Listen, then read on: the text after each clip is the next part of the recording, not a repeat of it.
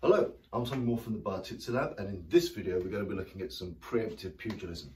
Pugilism is a word we use for old school bare knuckle boxing. Whilst there is modern bare knuckle boxing, it is often that boxing without the gloves on, but they're still heavily wrapped up and people are moving in a modern, normal boxing sense.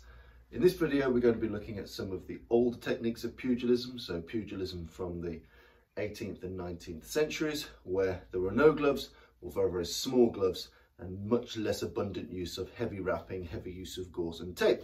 So again, for boxing for self-defense, very, very useful, very, very pertinent.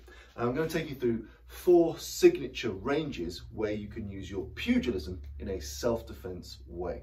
Now, historically, when boxing classes were advertised to people, they're often advertised as the manly art of self-defense or the noble art of self-defense or something along that line. And there was still a very clear and strong connection between learning to box and being able to defend yourself in a self-defense style scenario. You know, somewhere as we move into the 1900s, that starts to dissipate and we just see it as a pastime, as a sport, you know, albeit a hugely popular spectator sport. We start to move away from the notion of boxing for self-defense. However, in early pugilism, that's not the case. Pugilism and self-defense is both sport and self-defense. So very useful, it's a great time to look at. So we're going to start off on the furthest possible range, and we're going to start with a blow called the lead off. There is not much exploratory jabbing in historical pugilism. You don't have the leeway to do many probing jab shots bare knuckle, because typically something that's probing, something that's fast, is also quite flippant. And if you're flippant in your targeting of a face or of a body, and if you're flippant in how you use your fist, you will often find that that just gets mashed up, it gets mangled against foreheads, against bony lumpy parts, against elbows. It just hits nasty things, and as soon as your hand hits enough nasty things hard enough, it will soon want to stop you boxing. So again, there is not much in the way of probing jab-like shots. The lead off, often with the lead hand, whether you're southpaw or orthodox, is essentially the go-to signature front hand blow.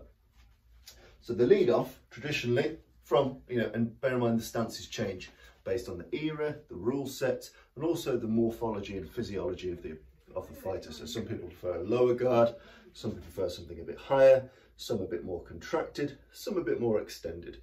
So again, I'm going to just go with the default for this, but again, play with it as you will. But a lead off, essentially, the lead leg bursts forward into a lunge, so it's a long step.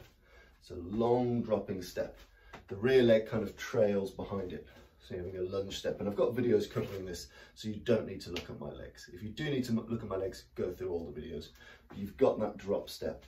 The knee bends as a shock absorber, and just before my lead foot hits the ground, there is a transfer of mass. So my hand will hit the target just before the foot hits the ground.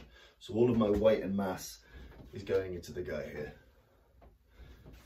And as you've seen in other videos, the trend is absolutely for vertical fist punching.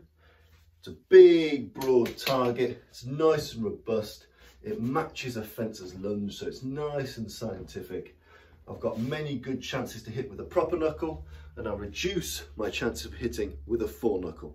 When I hit with a horizontal fist, there is a good chance if I don't target right, I'll hit with these shitty knuckles. When I go vertical, there's a very good chance, because the fist slants backwards, that I'll hit with something decent, at least on the right knuckle line, even if it's not with my preferred knuckle set. So vertical punching, straight in, bending the knee on a lunge. So if we're looking at preemptive pugilism, if you're looking at the lead off, it's when the threat is oncoming rapidly. So I might be at the bar, I might be talking to someone, and I notice the threat here, and he might be advancing rapidly. He might be running, he might be flaying, he might be displaying, he might, you know, he's going to be letting me know at some range that a fight is going to happen.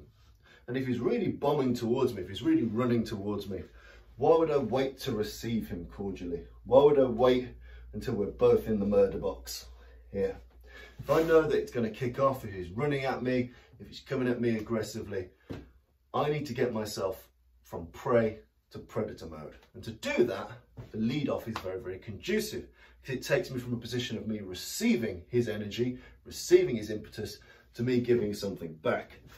And it's not just in the arms, it's in the legs. As soon as I take that extended step forward, that drop step, I'm essentially crashing into that bastard. So as he's coming towards me at speed, if I've got the wherewithal and the awareness to spot it, and I can't run away, I'm going to crash into it. So that's where the lead off for pugilistic self-defense is brilliant, in that if I clock the threat in the corner of my eye, I don't wait to receive his energy, I smash straight into the cunt. Straight in there, long, blasted, extended arm, like so. Vertical fist, aiming at the jaw, or if it's a serious threat, at the throat. And you can also go solar plexus if you wish. So jaw, throat, solar plexus, vertical fist, drop step at range. And essentially I'm negating his ability to crash into me. I don't want to end up here in this fucked up tangle because I allowed him to collapse me. So if I have caught him, one of the things you might decide to do is the lead off or the drop step from pugilism. So you catch him, your leg starts to move. As it moves in, bang, straight from here. And you'll notice that I'm all of my weight. So my front leg is bent, my back leg is straight. So I'm in like a lunge, like a stretching lunge. I've knocked his head beyond his arse. And the reason for that is as soon as his head goes beyond his arse, good chances he'll fall over.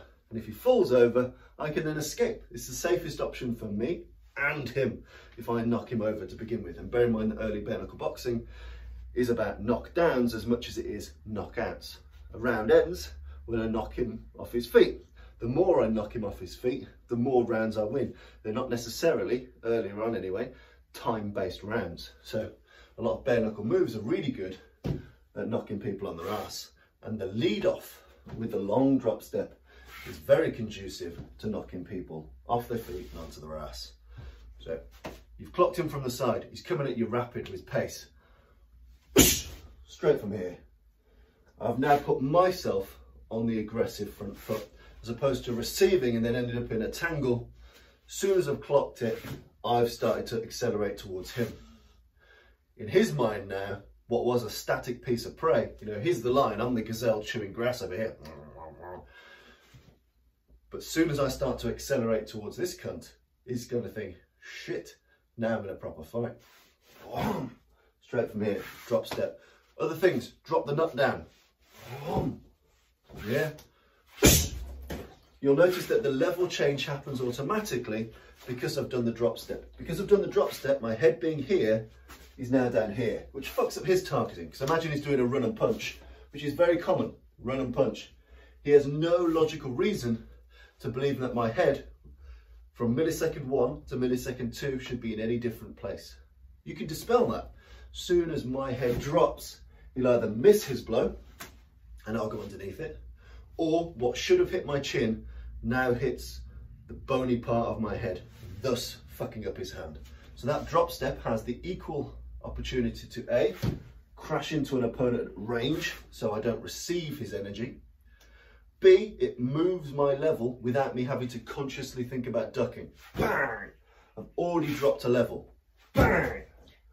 So I've dropped maximum mass and force into him. I've knocked his head beyond his arse. And because my level is low now, I can decide whether I want to grapple. Because obviously the lower you are, the better your grappling is often is. Or if I then want to use my grounded base to launch a bomb of a right hand. So again, at range, pugilism for self-defense. He's running at me, I've just clocked it. I'm going to move in and fire my lead off. Whoosh! I've kept my head safe, I've tucked my chin down. It's very hard for him to knock me out from here. And I've hit him before he conceives of us being in hitting range. He might conceive of hitting range being here. He might just be running at me to hit me.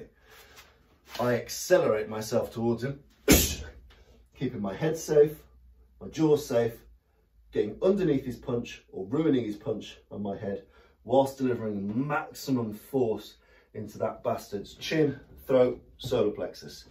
Always aim kind of centre line, centre mass here, because again, we're wanting to knock his head beyond his arse, or if we do go into his body, we want that somatic reflex of we want his head to come down, his stomach to come in. Either way, using that lead off. Yeah. And again, this is just the drill bit, the punch. So if you feel more comfortable, use your palm, but the pugilism mechanic is there. Straight into that cunt's face, straight into there. Maximum delivery of mass using the drop step, penetration, stepping. My head's down, my chin's down, like I'm ready to blast into that man. Okay, then we change your range a little bit. So if you imagine for this one, could be anywhere. I could actually have seen the threat front on and delivered that lead off, or from the side. The next one is the pivot blow. Now we're a little bit closer. So imagine we're at the bar, I'm at the cash machine, I'm at something where I might be slightly angled off this man, okay?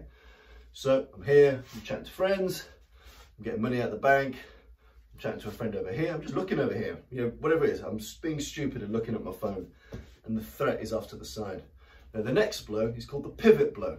Now the pivot blow is the blow that knocked out Jack Dempsey.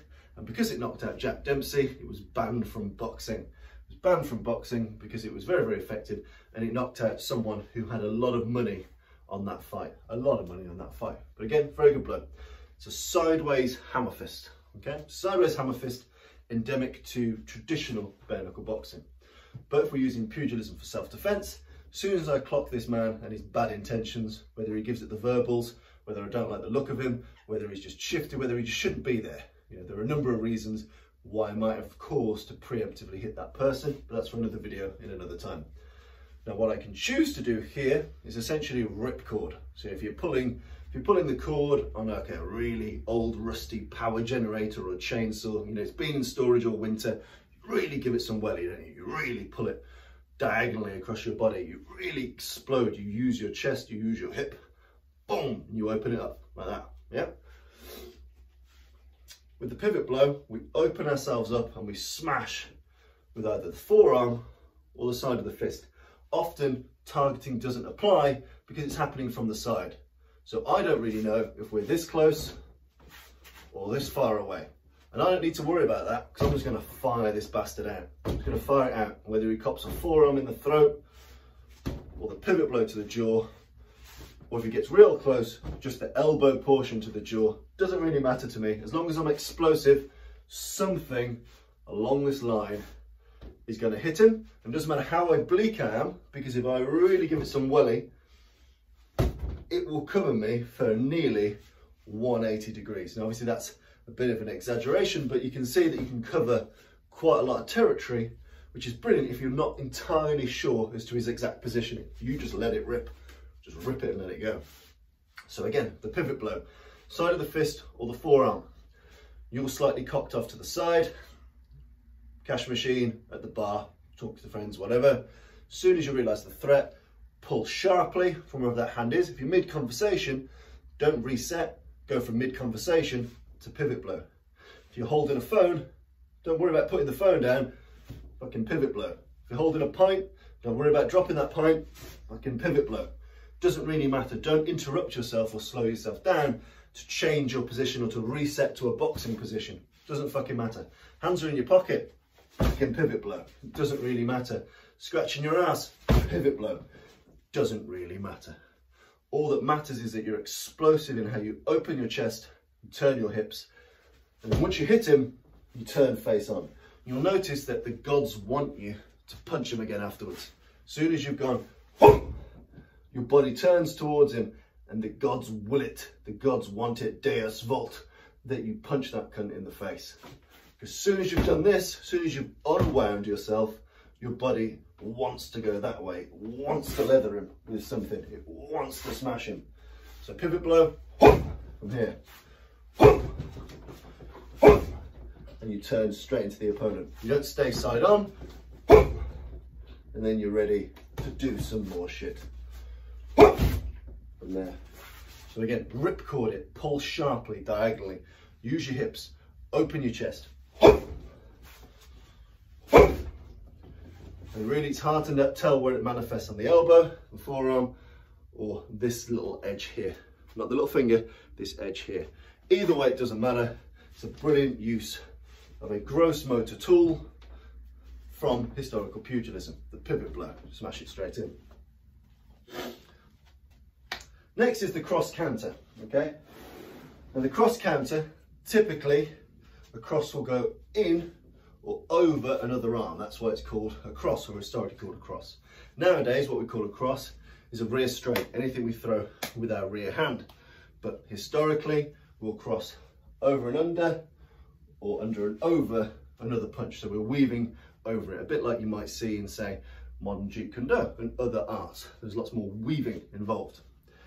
Now, the main use of the cross counter is, in the previous scenarios, I've clocked him a little bit of range, and I've turned the tables by just driving into him with that lead off. Or I've been slightly oblique to him, I've clocked the threat, and no matter what the range, I've smashed him with that pivot blow. Okay? In this version, we've already started the verbal dance. We've already started the interview, and we're both just chatting horrible shit to each other, or I might be diffusing and he might be escalating. You know, there's an alchemy to these kinds of conversations. But in either instance, sometimes it comes to the point we need to punch this dickhead in the face. Now, a lot of people, you know, it's basic preemptive striking 101. Rear hand, best weapon, chin the bastard, which is fine. But if we're following a historical pugilism context, one of the most important things, whether he's punching or not, because we're going preemptive, we're going to assume he's not quite punching yet, is making sure that we sidestep and move our head out of the way as we do it. Because as soon as I flinch to preemptively strike him, if I don't move my head, he might be preemptively striking me at the same time. We're both logical, monkey-brained humans. As soon as I move, he moves. As soon as I flinch, he flinches. You know, people are very nervy, they escalate. It's a bit like a gunfight, you know. As soon as I move, the other person moves pretty instantaneously. So, if we're talking here and we're using our fence and de-escalation or so on, the important thing is, as we throw our rear hand, whether that's a hook or a cross, it doesn't really matter, make sure we take a deep lunging side step, because it moves our head. Now, when you're boxing, you can get into the kind of fluid, perishable head movements. You can slip, you can bob, you can weave, but that requires you to be switched on and thinking. A side step, just being able to plonk your body weight, again with a drop step, so being able to drop step in is a bit more gross motor, it's a bit more easy to understand. It allows me to flank him, and as I flank him, it allows me to chin him. Also means that I move my head. So as soon as he sees that movement, he's also going to throw something. So I might as well, whether it's to the left or the right, I'm moving to his right now because it's just easier for the camera for you to see. As soon as I step in, bang, I want that shot. So again, it doesn't need massive range, it doesn't need this huge amount of range. When I step, I throw the shot from here. So again, as I preemptively throw my power shot, because I step, I move my head offline. In this instance, I nullify his right arm because I'm moving into it and crashing into his right arm, the arm that's most likely to be drawing a weapon or throwing a punch or doing something nasty. You know, the left arm is often the pulling, pushing, dragging arm. The right arm is the stabbing, smashing, or punching arm. You know, so left arm I can survive. Right arm is often a bad day for me. So I might decide to move to the extreme left of him, or grab the bull by the horns, smash into the extreme right, nullify and smother his right-handed weapon. Either way, we're using our cross counter, so we're doing a forward diagonal, what's known as a side step in historical pugilism. As I drop, the punch is landing in. And as you'll see, because I've done that step, I've started to flank him already. So I can start to move around, do lots of nasty stuff from here. If I hadn't have done that step, bang, you might end up in a bit of a rocky sequence where he lands a right hand on me and I land a right hand on him. So we end up in that exchange where the better puncher wins. I don't want that, so that's where the side step and the shot comes in. It depends on how far or how close you are in that conversational range. If you get very close, sometimes the punch no longer becomes viable and it's just about a chin jab and moving around the bastard. Doesn't really matter. Again, this is the drill bit. If you're good at punching, punch. If you're not good at punching, palm heel. Or if you prefer punching, prefer palm heels, palm heel. Doesn't fucking matter. Still, the traditional pugilistic mindset and the pugilistic principles are here. In the cross counter, I often take a side step that drops, and as I do so, whether it's a palm heel or a punch, doesn't matter, but I've crashed into him whilst moving my noggin.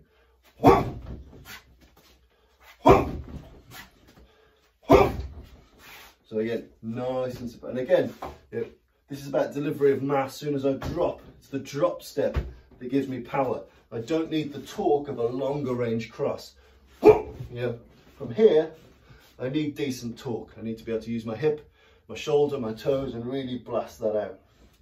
But not many people converse at this range. So from here, it's the drop step that gives me the power. And you'll notice at this extreme range, as opposed to coming out, it drives relatively up. Boom, boom. So here we're doing our drop step slash side step from pugilism to move our head out of the way, smother a nasty weapon, and land a telling shot. And from here, we can do some horrible shit. And finally, in extreme close. In modern Western boxing, when we throw an uppercut, it curves. Okay, it curves. And when it curves, some energy goes into him and some energy goes that way. Because if you imagine, the weapon is scooping. And that makes sense when you got gloves on, because you can really kind of bomb it up and you can do bolo uppercuts and all sorts of shit. Traditional bare knuckle boxing has instead what is known as a contracted arm blow. So essentially it's inverted arm. And when it hits like an upside down shot. It doesn't hook up, sorry, it doesn't uppercut up. So it doesn't have that circular energy to it. It just blasts straight in. It fires and the arm very rarely leaves the hip. The hip kind of fires that in. You're stabbing him with your hip. Okay? So you're stabbing him with your hip, you're smashing this in, but then 100% of the energy triggered by this hand goes into him. From here. So as opposed to an uppercut where some energy dissipates and comes back to me, which is fine when you've got gloves on. When you're ungloved and you're in its extreme nasty close quarters, if you want to fire those close body shots, the contracted arm blow is one of the better ways to do it. Fully supinated like so, typically aimed at the liver or spleen on either side, or the solar plexus right in the middle. Liver, spleen, solar plexus. If you're a bit smaller, the groin or the bladder.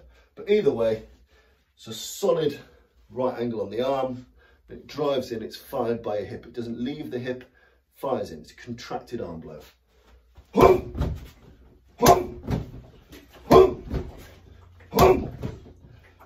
Lots of transfer of energy, lots of transfer of trauma. I really like it, and also it leaves my arm in a really good underhook position still. If I throw a traditional uppercut, I end up, if we close bodies, with this kind of my arm pressed against me. If I fire the contracted arm blow here, I keep myself in a solid elbow in underhook position, which is more conducive to grappling, staying safe, keeping base, keeping balance. So those are the 4 pugilistic preemptive strikes which I like to explore. At super long range, the drop step lead off, crash into him before he knows what's happening, moving my head by default, lots of energy transfer, keeping myself safe. At an oblique angle, pivot blow, being able to turn and smash and crash with the elbow, forearm or the side of the fist, like you're pulling a particularly stubborn motor, you turn yourself onto him. Yeah. Then you've got your contracted, then you've got your cross counter, which is throwing your cross but making sure you step obliquely with it. With a drop step, boom, keeping your head safe and driving your punch in more of a upwards position. So you're able to then flank and move and get around that person. And then finally the contracted arm blow to get maximum damage into the man and keep yourself very, very safe in a grappling situation by using this sharp right angle. There's a 4 pugilistic preemptives that you can play with.